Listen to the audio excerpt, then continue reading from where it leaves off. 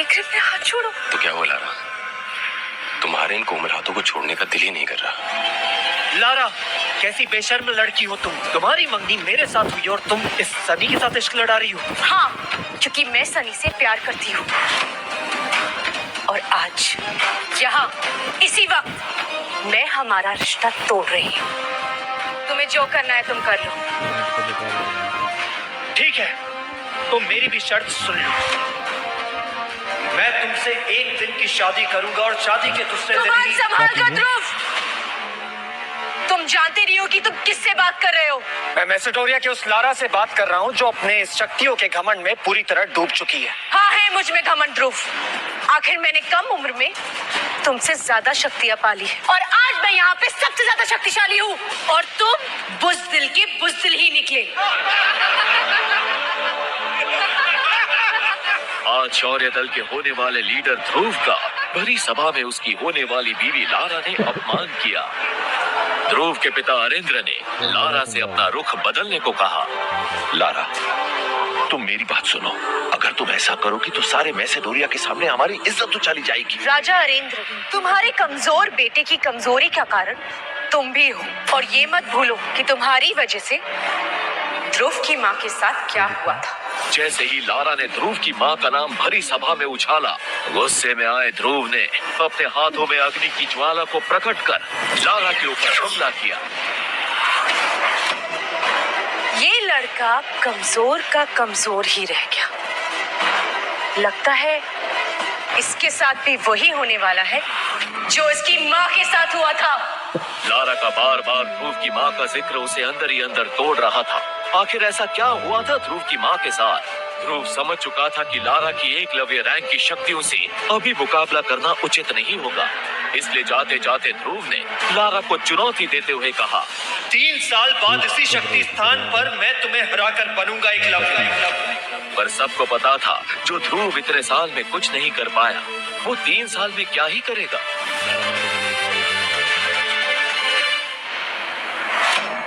ध्रुव मैसेडोरिया की उस जगह जा पहुंचा जहां उसकी मां की समाधि बनी हुई थी। माँ, कहाँ हैं आप? मुझे आपकी जरूरत है। अगर इतना ही कमजोर बनाना था तो मुझे पैदा ही क्यों किया? जन्म होते ही मुझे मार क्यों नहीं दिया?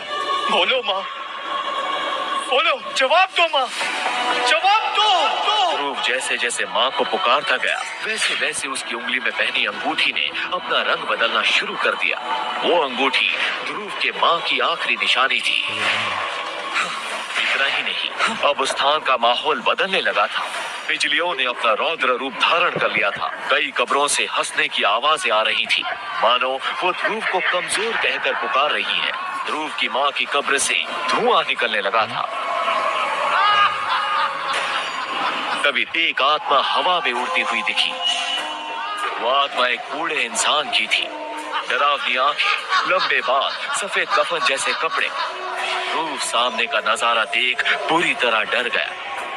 देखो, मेरे करीब मत आना वरना मैं तुम्हें मार दूंगा।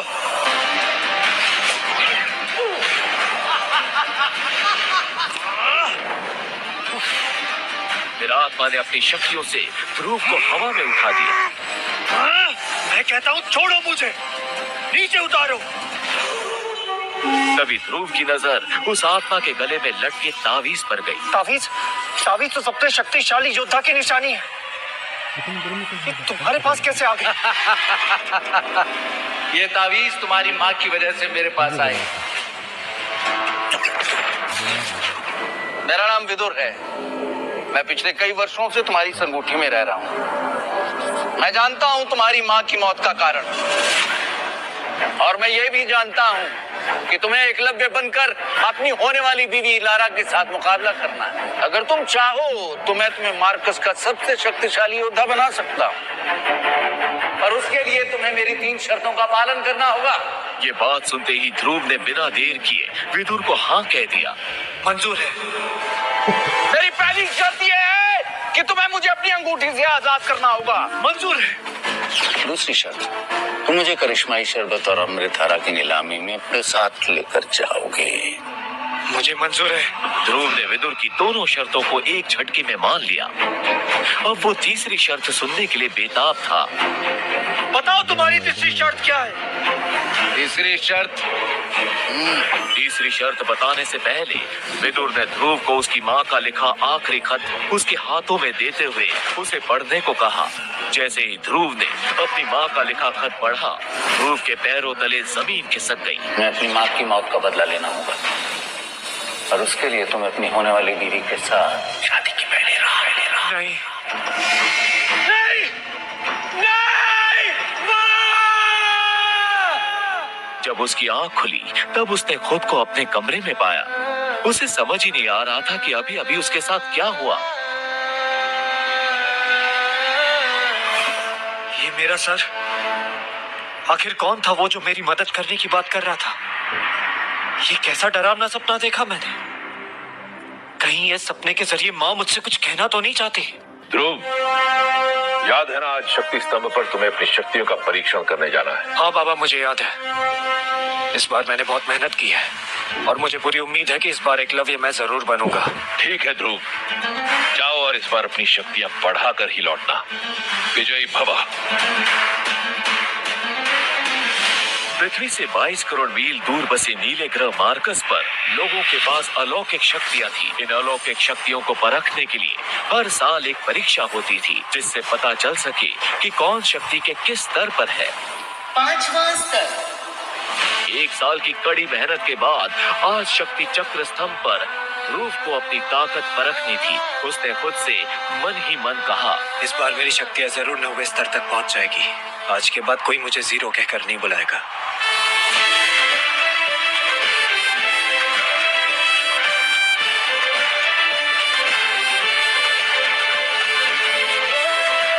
आज मेरे बाबा को मुझ पर जरूर गर्व होगा।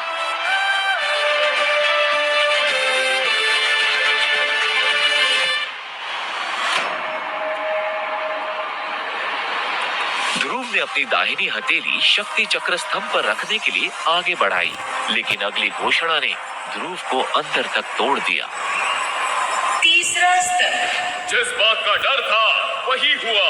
बेहद निराशाजनक ध्रुव का फिर से खराब प्रदर्शन। फिर वही तीसरा स्तर। ये नहीं हो सकता, मैंने इतनी मेहनत की थी। तीसरा स्तर। अरे बार बार हाथ रखने से जवाब बदल नहीं जाएगा। अरे तू एक कचरा है, जीरो है। तुझे तो अब अपनी शक्तियों का परीक्षण करना ही नहीं चाहिए। अरे इसने तो अपने बाप का नाम मिट्टी में मिलाने के लिए ही जन्म लिया है। अरे इसकी कमजोरी को देखते हुए इसकी मंगेतर लारा भी इसके साथ रिश्ता तोड़ना चाहती है।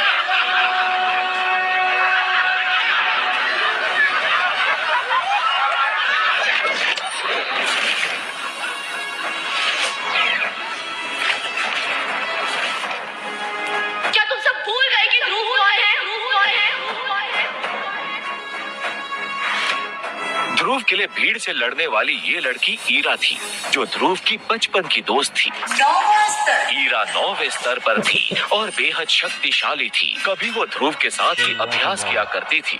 उसके 9वें स्तर पर पहुंचना भी एक बड़ा राज था। ये वही लड़का है जो सिर्फ 15 साल की उम्र में ही 10वें स्तर पर पहुंच एकलव्य बना था, जो बहुत ही कम उम्र से ही अभ्यास कर रहा है। ऐसा मेसोडोरिया तो क्या पूरे मार्कस ग्रह के 10,000 साल के इतिहास में कोई नहीं कर पाए। और तुम सब उसका मजाक उड़ा रहे हो। याद रखना, एक बार फिर ध्रुव उसी स्तर पर पहुंचेगा तब तुम लोग पछताओगे। हीरा, जाने दो ना, गलती मेरी है। मैं ही एक कमजोर और असफल आदमी। ये कहते हुए ध्रुव मैदान से सिर झुकाकर निकला और सीधा अपनी माँ की समाधि पर पहुंच गया और उनसे बातें करने लगा। आखिर क्यों मुझे अब अकेले छोड़ के चली गई माँ? आखिर क्यों वो हर चीज मुझसे दूर चली जाती जिससे मैं सबसे ज्यादा प्यार करता हूँ? अब तो मेरी शक्तियाँ भी मुझसे दूर चली गई है। अगर मैं ऐसे अपने सितारों को खोता रहा तो बाबा की इज्जत मिट्टी में मिल जाएगी। जवाब दो माँ, जवाब दो।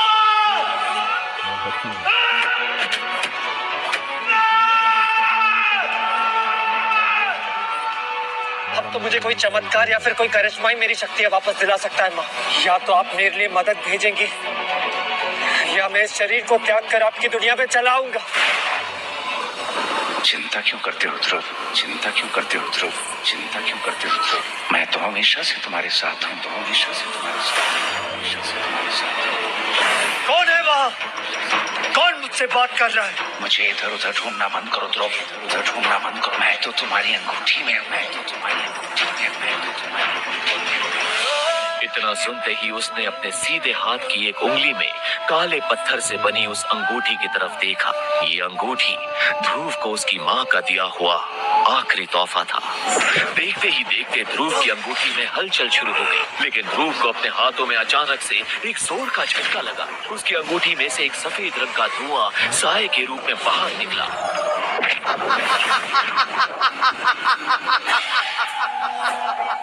कौन हो तुम? और तुम मेरे अंगूठी में क्या कर रहे थे? जवाब दो! कल रात भी मैंने तुम्हें सपने में देखा था। कौन हो तुम? मैं कौन हूँ ये जानना तुम्हारे लिए जरूरी नहीं है ध्रुव। हाँ, लेकिन इतना जान लो, मेरे पास तुम्हारे हर सवाल का जवाब है। मुझे तो तुम्हारा शुक्रिया अदा करना चाहिए ध्रुव कि तुमने 3 साल तक मुझे अपनी अंगूठी में संभाल के रखा। तो तुम पिछले 3 साल से मेरी अंगूठी में छिपकर बैठे हो। कहीं तुम्हारी वजह से मेरी शक्तियां कम तो नहीं हो रही है?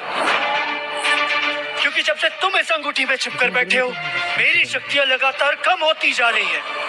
ध्रुव ने गुस्से में अपनी अंगूठी को निकाला और उसे दूर फेंक दिया। ध्रुव, ये गलती मत करो। जो होना था हो चुका। तुम नहीं जानते इस अंगूठी की अहमियत। तुम्हारा गुस्सा तुम्हें बहुत महंगा पड़ सकता है। ये तुम्हारी माँ की अंतिम निशानी है। क्या तुम इस निशानी को भी खो देना चाहते हो? इसका मतलब तुम मेरी माँ को जानते हो? हाँ, मैं तुम्हारी माँ को जानता हूँ। तो बताओ मुझे, उनकी मौत कैसे हुई?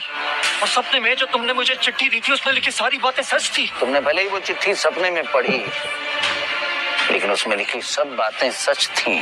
तुम मेरी माँ को कैसे मिले? और उस चिट्ठी के पीछे की कहानी क्या है? अभी इन सब बातों को जानने का वक्त नहीं है ध्रुव। ये क्या बात हुई? आप बार बार जवाब देना टाल क्यों रहे हैं? अपनी माँ की मौत के बारे में जानने से ज्यादा जरूरी कुछ और है ध्रुव। क्या तुम नहीं चाहते कि लोग तुम्हारी फिर से इज्जत करें? क्या तुम नहीं चाहते कि तुम्हारी शक्ति का स्तर 3 से बढ़कर 9 सितारे तक पहुंच जाए? क्या तुम नहीं चाहते कि तुम इतने शक्तिशाली बनो कि तुम्हें फिर से एकलव्य कहा जाए? और सबसे बड़ी बात, 3 साल बाद तुम्हें अपने होने वाली मंगेतर लारा के साथ मुकाबला करना है, उसे हराना है। उसका नाम भी मत लो मेरे सामने। उसने सारे शहर, मेरे समाज और मेरे लोगों के सामने बाबा की इज्जत उछाली है और मुझे कमजोर समझ के रिश्ता भी तोड़ दिया। उसे एक दिन मैं उसकी सही जगह दिखा कर रहूंगा। तुम्हारे इस तरह गुस्सा करने से कुछ नहीं होने वाला ध्रुव। तो क्या करूं मैं? तुम वो करो जो मैं तुमसे कह रहा हूं।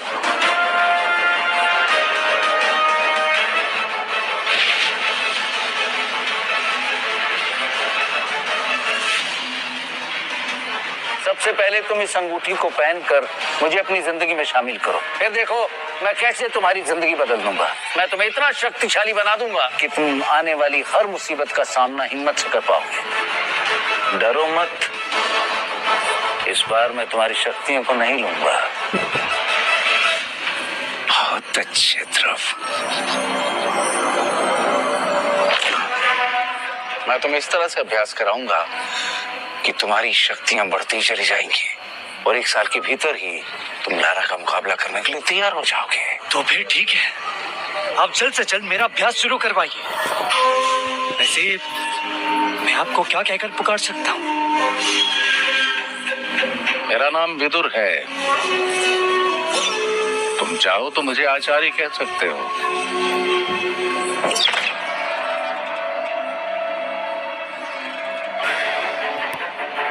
सबसे पहले मैं तुम्हें बेहद शक्तिशाली दवा बना कर दूंगा, जिसे अमृत धारा कहते हैं। उसे पीते ही तुम कठिन से कठिन अभ्यास के लिए तैयार हो जाओगे। तुम अभी अपने घर शौर्य महल चलो। माँ, मैं आपका सपना जरूर पूरा करूंगा। इस अंगूठी के जरिए मैं एकलव्य बनकर मैसेडोरिया का सुपर योद्धा बनूंगा।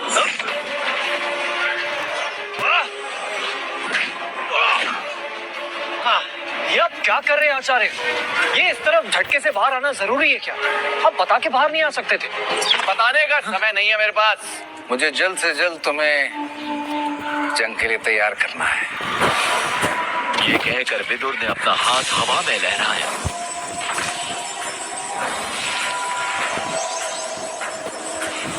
ये लो, ये अमृत धारा है। इसे पीकर तुम जल्द से जल्द अभ्यास के लिए तैयार हो जाओगे। कहीं ये मुझसे कोई छल तो नहीं कर रहा? कैसे सचमुच माँ ने भेजा है?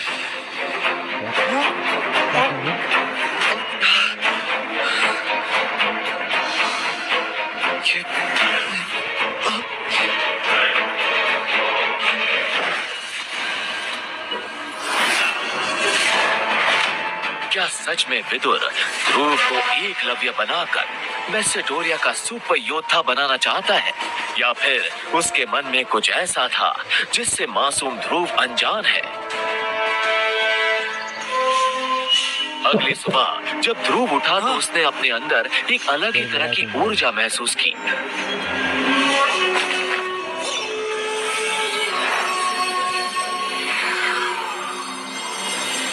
ये तो सच में मेरे साथ कोई चमत्कार हो गया। इतनी जल्दी मुझे इतनी ताकत कैसे मिल गई? जल्दी से तैयार होकर पहाड़ी की ओर चलो, वहां कोई नहीं होगा। और आज से तुम्हारा अभ्यास शुरू। विदुर ध्रुव को जल्द से जल्द एकलव्य बनाने के लिए तैयार करने लगा। रोज ध्रुव कड़ी मेहनत करता रहा, लेकिन वो अपने प्रयास में असफल ही होता रहा। विदुर समझ चुका था कि उसे ध्रुव के साथ ऐसा कुछ करना होगा कि जल्द से जल्द उसकी शक्तियां उसे वापस मिल जाए। जब ध्रुव विदुर के साथ पहाड़ी पर पहुंचा, विदुर ने ध्रुव को एक जादुई खंभे से बांध दिया। थोड़ी ही देर में विदुर के हाथों में कांटों से भरा चाबुक था और उस चाबुक से लगातार ध्रुव के शरीर पर वार होने लगे। पर वो चाबुक तब तक ध्रुव के शरीर पर वार करता रहा जब तक कि वो बेहोश नहीं हो गया। थोड़ी देर बाद जब ध्रुव उठा तो विदुर ने उसे फिर से बोतल में रखी अमृत धारा पिलाई। ध्रुव को महसूस हुआ कि उसका शरीर अब पहले से ज्यादा शक्तिशाली हो गया है। यहाँ तक कि उसके शरीर पर चाबुक से हुए सारे छोटे निशान भी चले गए। ध्रुव अपने अंदर काफी ज्यादा ऊर्जा महसूस कर पा रहा था। आज के लिए इतना अभ्यास बहुत है, घर चलते हैं। ध्रुव वापस अपनी माँ की समाधि पर पहुंचा। आखिर आपने मेरी सुन ली माँ।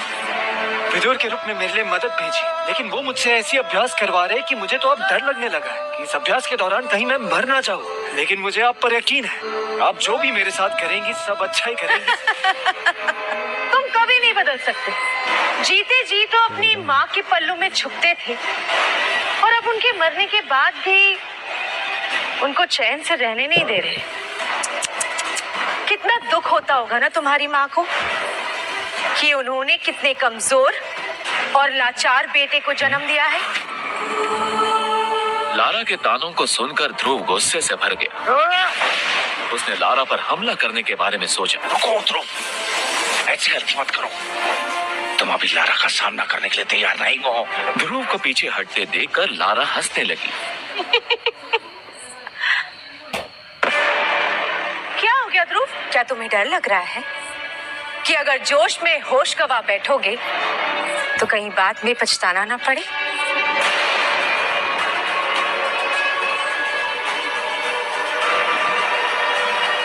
आचार्य,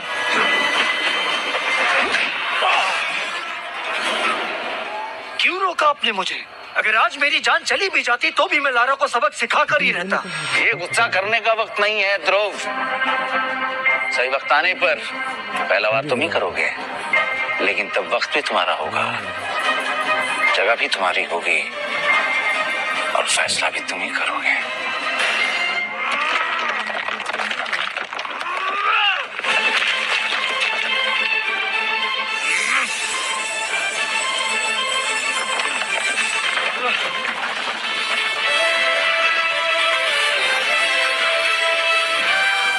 विदुर ने ध्रुव का अभ्यास जारी रखा। विदुर की मदद से ध्रुव ने अपनी शक्तियों को 7वें स्तर तक पहुंचा दिया। आगे बढ़ने के लिए उसे एक अलग तरह के अभ्यास की जरूरत थी, जिसके लिए ध्रुव को एक परीक्षा पास करनी थी। ध्रुव परीक्षा के मैदान में पहुंच गया। इस परीक्षा को युद्ध सेरेमनी के नाम से जाना जाता है। आज बाबा को उनका सम्मान मैं वापस दिलाऊंगा। मेरा ध्रुव एक सुपर योद्धा है। हे परमपिता, ध्रुव पर अपनी कृपा करना। जैसे ही ध्रुव ने अपना हाथ रखा, सब लोग हैरान रह गए। एक घोषणा हुई, ध्रुव का शानदार प्रदर्शन। युद्ध सेरेमनी को ध्रुव के पिता अरिंद्र के निगरानी में किया जा रहा था। मैदान में मौजूद लोगों को लगा कि कहीं ध्रुव के इतने अच्छे नतीजे के पीछे उसके पिता की कोई चाल तो नहीं। लोग अरिंद्र को बहुत सालों से जानते थे, लेकिन फिर भी उन्हें शक था कि शायद अपने बेटे के लिए अरिंद्र ने कोई खेल किया है। ध्रुव ने दोबारा अपना हाथ शक्ति स्तंभ पर रखा। उसकी दूर की बहन सानवी ने अपने भाई सनी से कहा, ध्रुव ने भले ही पहले धोखा दे दिया, लेकिन इस बार वो नहीं बच पाएगा, क्योंकि महादक्ष गुरु ने खुद शक्ति स्तंभ की जांच की है। इससे पहले कि वो अपनी बात खत्म कर पाती, उसने स्तंभ पर चमकते हुए शब्द देख लिए। शक्ति स्तंभ पर सुनहरे अक्षरों में लिखा था,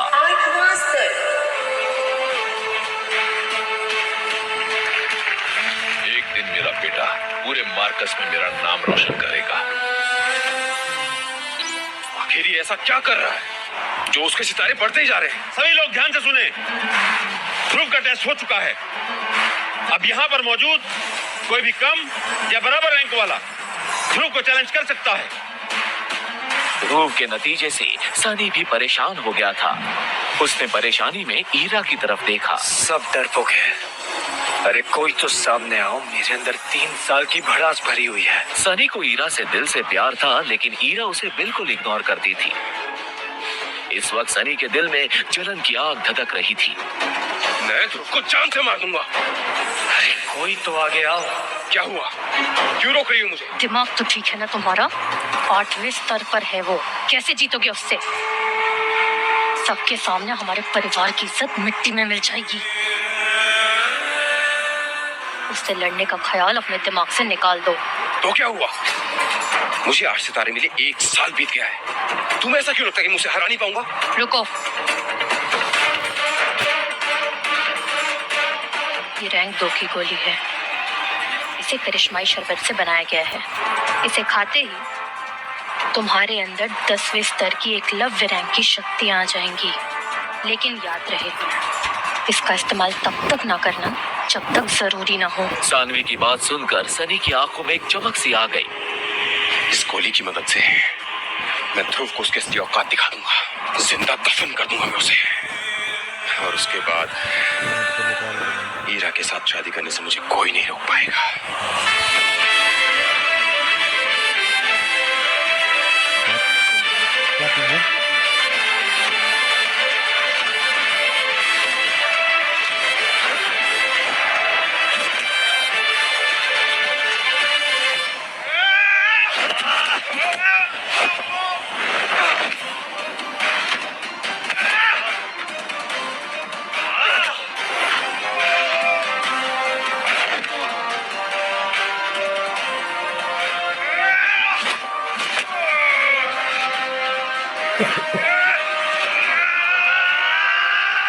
सनी और ध्रुव आमने सामने थे, और जैसे ही दोनों के हाथ एक दूसरे से टकराए, मैदान में एक तेज धमाका हुआ। उस धमाके से वहां मौजूद सभी लोग चौंक गए।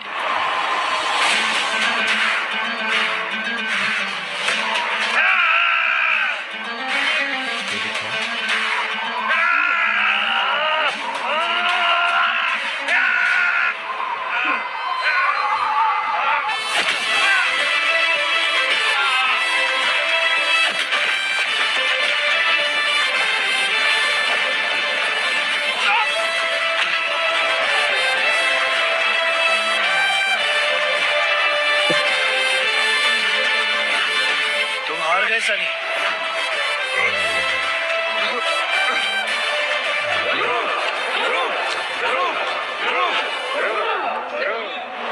लेकिन तभी सनी अचानक उठकर खड़ा हो गया।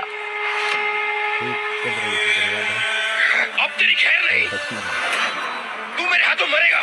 ये कहकर वो तेजी से ध्रुव की तरफ भागा, जिसे देख महादक्ष बुजुर्ग ने उसे रोकने की कोशिश की। ठहर जाओ सनी।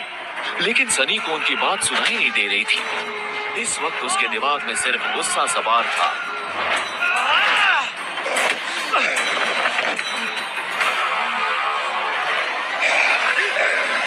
ये सनी अचानक इतना शक्तिशाली कैसे हो गया? कहीं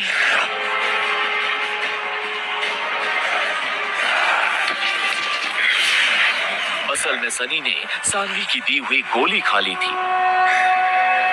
सनी का भयानक रौद्र रूप देख तजुर्बेकार लोगों ने अंदाजा लगा लिया था कि उसके अंदर अचानक से एकलव्य रैंक जैसी ताकत आ गई है। अरिंद्र समझ गया था कि ये कमाल गोली का ही था। इसने करिश्माई गोली खाई है। सनी एक धोखेबाज है। अगर मेरे बेटे को कुछ हुआ तो मैं तुम्हारे पोते के साथ साथ पूरे शौर्य दल का सर्वनाश कर दूंगा। ठहर जाओ सनी।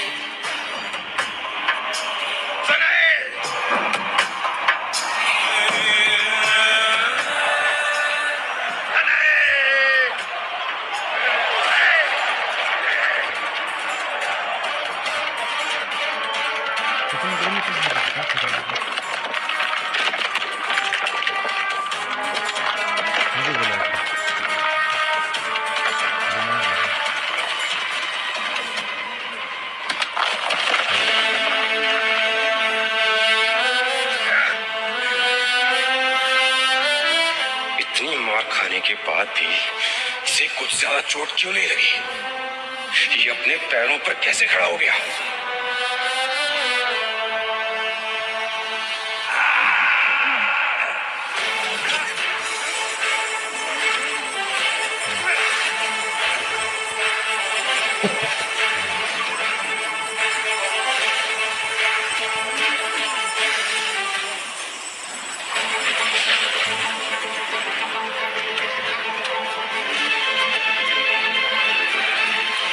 ध्रुव ने गुस्से में अपनी पंच महाशक्तियों को इकट्ठा कर सनी पर एक बार फिर जोर से हमला किया।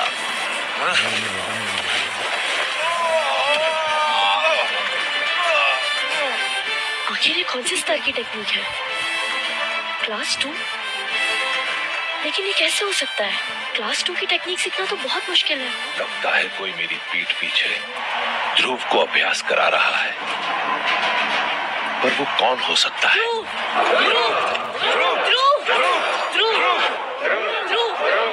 कहीं वो ईरा तो नहीं जो ध्रुव को अभ्यास करा रही है? लेकिन अरिंद्र ये बिल्कुल नहीं जानते थे कि सच उनकी आंखों से बहुत दूर एक छोटी सी अंगूठी में छुपा हुआ है। सनी! सनी! सनी! सनी! रुको ध्रुव, तुम अपने ही भाई को इतनी बेरहमी से कैसे मार सकते हो? अरे भाई का रिश्ता तो उसने तभी खत्म कर दिया था जब उसने चैलेंज के कानून तोड़े। तुम्हें क्या लगता है यहाँ पर किसी ने नहीं देखा उसने क्या किया? एक बार हारने के बाद इसने करिश्माई गोली खाई जिसकी वजह से इसकी ताकत इतनी बढ़ गई। और एक बात बताना सानवी, उसकी जगह अगर मैं जमीन पर पड़ा होता तो क्या तुम उस पर भी इतना ही गुस्सा करती? एक बार बहन की नजरों से नहीं, शौर्य दल के सदस्य की नजरों से देखो और फिर बताओ कि गलती किसकी थी। मैं सिर्फ इतना जानती हूँ कि मेरा भाई जख्मी है और इसलिए मैं तुमसे मुकाबला करना चाहती हूँ। अगर तुम्हारे अंदर हिम्मत है तो मेरी चुनौती स्वीकार करो। मुझे अपनी हिम्मत साबित करने के लिए एकलव्य रैंक की 3 सितारों वाली योद्धा सानवी से लड़ना होगा। शायद इसका नतीजा मेरी हार ही हो। क्या हुआ? एक लड़की से डर गए? मैं सिडोरिया का शिरोमणि एक लड़की से डर गया। अगर तुम्हारे अंदर हिम्मत है तो मेरी चुनौती स्वीकार करो और लड़ो मुझसे। ध्रुव को साफ साफ समझ आ रहा था कि सानवी उसे उकसाने की कोशिश कर रही है, लेकिन अब बात उसकी इज्जत की थी। रुक जाओ ध्रुव। सानवी, तुम देख रही हो कि ध्रुव इतना थक चुका है, फिर भी उसे चैलेंज कर रही हो। ये तो थके आदमी का फायदा उठाना हुआ ना। क्यों ना मेरे साथ 2-2 हाथ हो जाए? तुम्हें यहाँ आने की क्या जरूरत थी हीरा? एक तो तुम ध्रुव से उम्र में भी बड़ी हो, ऊपर से अभ्यास के लिए एकेडमी भी गई हो। अगर तुम्हें हारने का इतना ही शौक है तो मुझे तुम्हें हराकर बहुत खुशी मिलेगी। ध्रुव, कब तक खूबसूरत लड़कियों के पीछे छुपते रहोगे? सानवी, बस करो। तुम्हें किसी को भी चुनौती देने का अधिकार नहीं है। अगर तुम इसी तरह से यूथ सेरेमनी में अड़चन डालती रहोगी तो तुम्हें नियम के मुताबिक 1 महीने के लिए घर में कैद कर दिया जाएगा। तुम्हें देख लूंगी ध्रुव, याद रखना। सनी ने चुनौती के दौरान करिश्माई गोली खाकर फरेब किया है, नियमों का उल्लंघन किया है, इसलिए अगले 3 महीने तक उसे घर में कैद करने का हुक्म दिया जाता है। और अब ध्रुव को इस चुनौती का विजेता घोषित किया जाता है। ध्रुव, आज तो तुमने कमाल ही कर दिया। तुम्हें देखकर सब लोगों का मुंह खुला का खुला ही रह गया था। तुम तो बड़े छुपे रुस्तम निकले। बताया नहीं कहाँ से सीखी इतनी अच्छी टेक्निक। छुपाने के बारे में तुम कुछ ना ही बोलो हीरा, मुझसे कई ज्यादा राज तो तुम्हारे पास है। युद्ध सेरेमनी के खत्म हो जाने के बाद ध्रुव से मिलने उसके पिता अरिंद्र आए। उन्होंने देखा कि ध्रुव आराम से कमरे में सो रहा है। अपने बेटे को इस हालत में देखकर अरिंद्र ध्रुव के पास आकर बैठ गए। मैं जानता हूं सनी ने आज तुम्हारे साथ धोखा किया है। लेटे रहो। ये दुनिया ऐसे ही धोखेबाजों से भरी हुई है बेटा। तुम अपनी माँ की मौत का राज ढूंढने की जो कोशिश कर रहे हो, आज मैं तुम्हें उसका भी सच बताता हूँ। अरिंद्र ने ध्रुव को याद करवाया कि इससे भी बड़ी धोखेबाजी ध्रुव और अरिंद्र के साथ अरिंद्र के ही भाई ने की थी। उस दिन अरिंद्र जैसे ही अपने महल में पहुंचे, उन्हें विश्वास ही नहीं हुआ कि उनका भाई, जिसे उन्होंने शौर्य दल का सेनापति बनाया था, वो उनकी राजगद्दी पर बैठा हुआ था।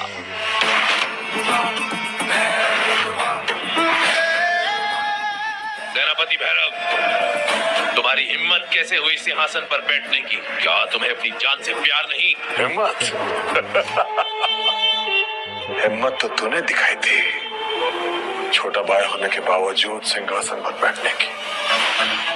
अब ये साम्राज्य भी मेरा, ये सेना, ये लोग भी मेरे, और ये सिंहासन भी मेरा। अब तुम राजा नहीं, मेरे गुलाम हो। बकवास बंद कर भैरव। इन मुट्ठी भर सैनिकों के बल पर तू कुछ भी बोले जा रहा है। महारानी माधवी कहाँ है? कौन महारानी? उसे तो मैंने मौत की नींद सुला दिया है। पूरा साम्राज्य खोज लो, कहाँ है तुम्हारी महारानी? तेरे जैसा आदमी महारानी माधवी की धूल के बराबर भी नहीं है। तू सदमे में है, इसलिए भरोसा नहीं कर पा रहा है कि तुम्हारी महारानी की सांसें अब थम गई है। तू चाहे जितनी भी साजिशें रच ले, ये बात तू भी अच्छी तरह से जानता है कि तुझे यह सिंहासन धोखे से मिला है। मैं तुझे अभी यहाँ से उठाकर फेंकता हूँ।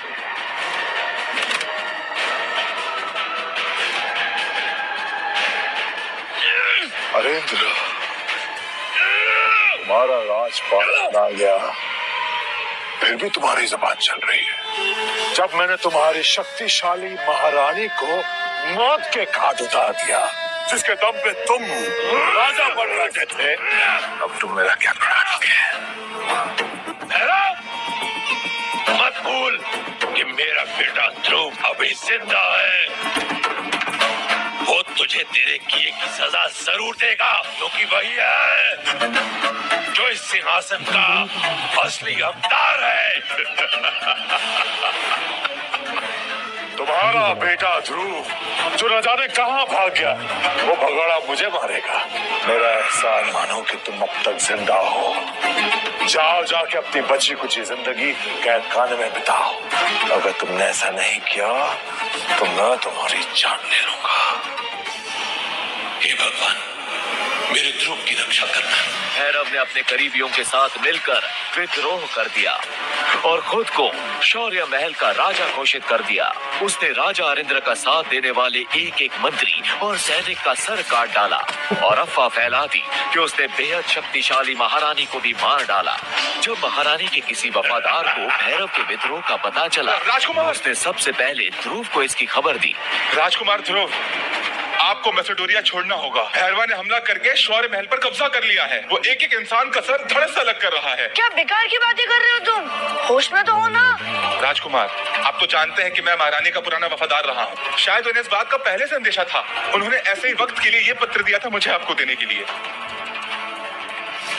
मैसेडोरिया के बाहर पहाड़ों के पीछे जंगल में आपको मैसेडोरिया का पुराना योद्धा मिलेगा जो आपकी रक्षा करेगा और आपको युद्ध का अभ्यास भी कराएगा। राजकुमार, आपको ऐसे बाहर निकलना होगा। चलिए, आइए, जाइए। लेकिन मेरे माँ और बाबा। अभी उस बात की चिंता आप मत कीजिए। आपकी सुरक्षा हमारे लिए सबसे ज्यादा जरूरी है। ओहान साम्राज्य की उम्मीद सिर्फ आप हैं। लेकिन मेरी माँ। महारानी नहीं रही। जाइए।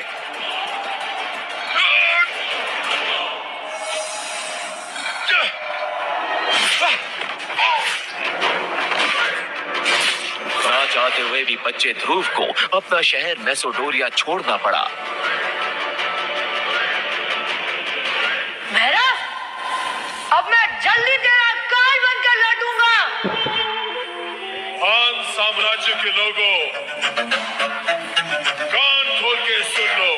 अब मैं ही तुम्हारा राजा हूँ और मैं ही तुम्हारा भगवान। भैरवा से सिर्फ एक ही इंसान तुम सबको बचा सकता है और वो है खुद भैरवा। महारानी का कटा हुआ सिर बीच बाजार में एक जीते हुए इनाम की तरह लटका दिया गया। लोग परेशान थे कि आखिर कौन उन्हें भैरव के आतंक से बचाएगा। उधर ध्रुव जंगल में दिन रात अभ्यास करके खुद को फौलाद जैसा मजबूत बना रहा था।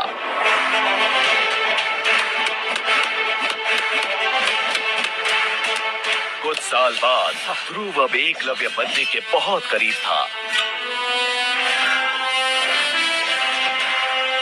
अब वक्त आ गया है, मैं अपने शहर मैसेडोरिया और अपने लोगों के बीच जाऊं और उस भैरव को उसके किए की सजा दूं और अपने लोगों को उसके आतंक से आजाद करूं।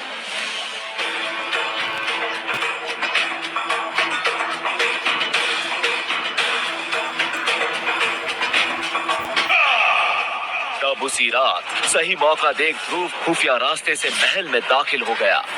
जश्न के नशे में धुत सिपाहियों को मारता हुआ ध्रुव भैरव के कमरे तक जा पहुंचा।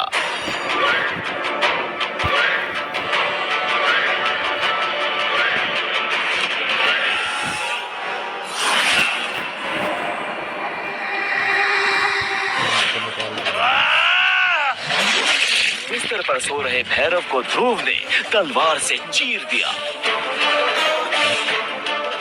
अगले ही पल ध्रुव के हाथ पर एक तलवार से वार हुआ।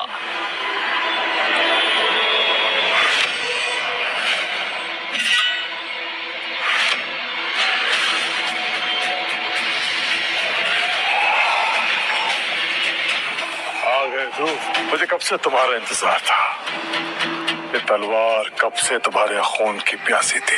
तुम्हें क्या लगा तुम मुझे इतनी आसानी से मौत दे दोगे? छल करने में तुझसे आगे कोई नहीं है भैरव, और ये तो पता चल ही जाएगा कि खून की प्यास किसकी बुझेगी।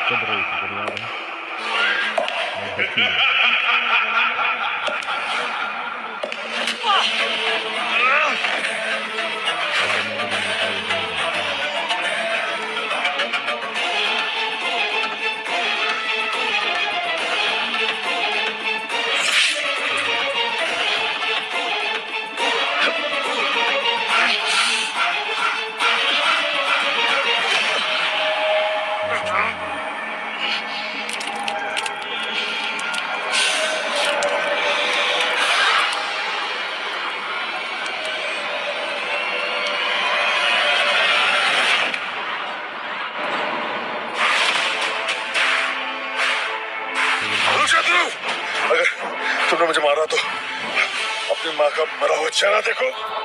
4 साल पहले तूने जो मेरी माँ के साथ किया था सबको याद है। आज मैं भी तेरा वही हाल करूंगा। भैरव ने मरते मरते एक जादुई पक्षी को उड़ने का इशारा किया। वो पक्षी अपने साथ एक चिट्ठी लेके वहां से उड़ गया। साथ ही भैरव ने अपनी तलवार से ध्रुव पर वार कर दिया, जिससे ध्रुव को तो कुछ नहीं हुआ, पर तलवार पे लगा हुआ जहर ध्रुव के शरीर में चला गया और ध्रुव की शक्तियों का स्तर नीचे आ गया। पल भर में ध्रुव भी खुद को बेहद कमजोर महसूस करने लगा। मैंने भैरव से अपना बदला तो ले लिया, लेकिन इस धोखेबाज ने मरने से पहले मेरी सारी शक्तियां मुझसे छीन ली।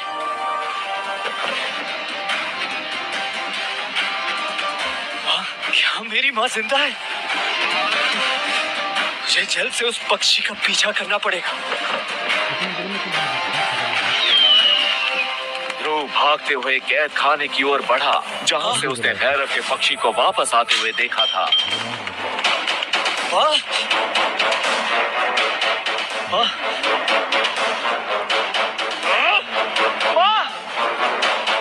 अंदर जाते ही उसके सामने जो मंजर था उससे ध्रुव के होश उड़ गए। ध्रुव ने अपनी माँ को आखिरी सांस लेते देखा।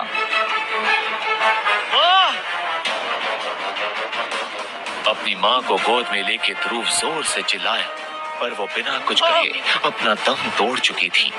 रोते हुए ध्रुव की नजर पास में रखी एक चिट्ठी पर पड़ी, जो भैरव ने ही भेजी थी। ध्रुव आ रहा है, उसकी माँ को खत्म कर दो। अगर मैं जिंदा ना भी रहा तो याद रखना कि मैं आपकी सेवा में आखिरी दम तक लड़ा, आपका भैरव। ध्रुव अभी उस चिट्ठी को पढ़ ही रहा था कि अचानक ध्रुव ने देखा कि उसकी माँ की अंगूठी रंग बदल रही है।